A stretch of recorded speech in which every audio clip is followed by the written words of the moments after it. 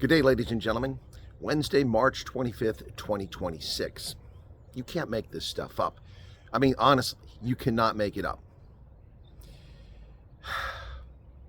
Largely escaping scrutiny until now because of the Commission, National Police Commissioner Fannie Masemola has now been charged a short while ago with corruption in the $360 million questionable tender case for the cat, who is in prison, of course, for various crimes.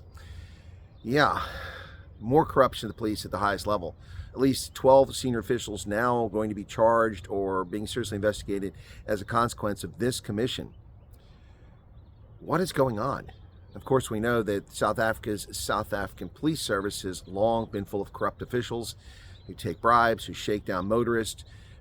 But now we're finding out that there are entire sections and leaders within this force that are just basically gangsters. Now, to be fair, for Fannie Masemola, a warrant issued and a criminal charge does not equal guilt or conviction.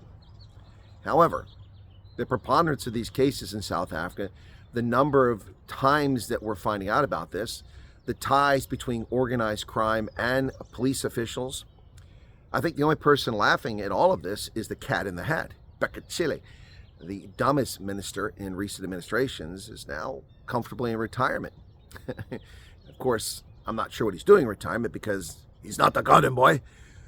But ladies and gentlemen, this is just off the charts. When does Interpol begin to start questioning the reliability of law enforcement in South Africa? We've long known that the criminal justice system is broken and inept. And of course, when you put brain dead idiots like Ronald Lamola in charge of the Department of Justice, well, that tells you all you need to know. Now that idiot was bumped up to be the Director of International Relations Cooperation, and he has no concept what diplomacy is or what foreign policy is, nor does he know history. He's simply a mouthpiece for the apparatchiks of Luthuli House. But Fannie Masemola, breaking news, has been charged in the $360 million irregular tender. This comes on top of another 600 million rand corruption case we heard about a day or two ago, and another one for 370 million, and the list goes on and on and on and on. Cyril Ramaphosa spoke about repatriating remains to South Africa, and he talked about they don't just want an apology. They just don't want just repatriation.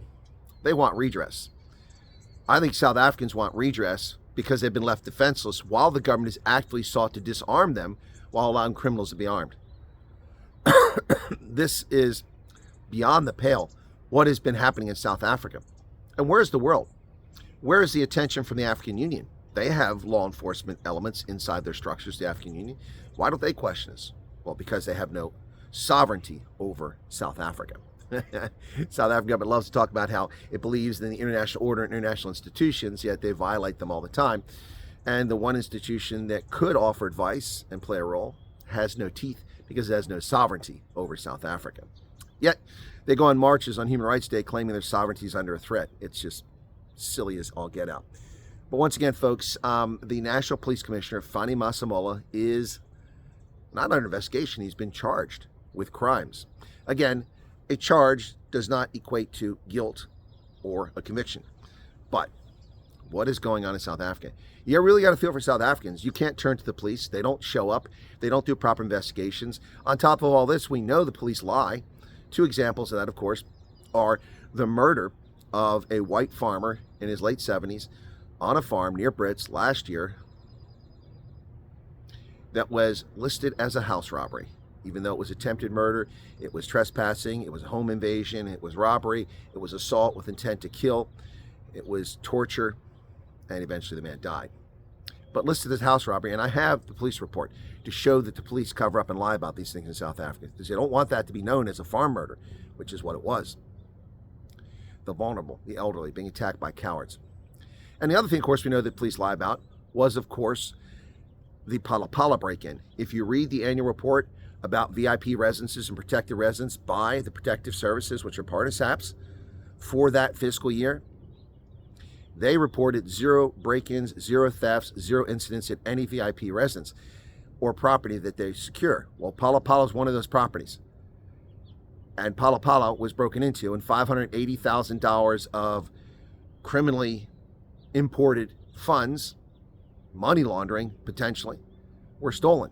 And then, of course, the means of justice were perverted, corrupting the police to do illegal kidnapping and extradition from Namibia. Purportedly, they were tortured. I don't have the evidence of it. That's what the witnesses say. They were tortured. And the police said nothing happened that year at any residence. Another lie. If they lie about something that simple, then they'll lie about anything. And so what has Fannie Masemola been up to? What has he been lying to South Africans about? It's time, ANC and Cyril Ramaphosa, for redress. The ANC owes tens of millions of South Africans an apology and redress for their epic failures, their corruption, and turning South Africa into a gangster state. What say you, South Africa, Mzansi?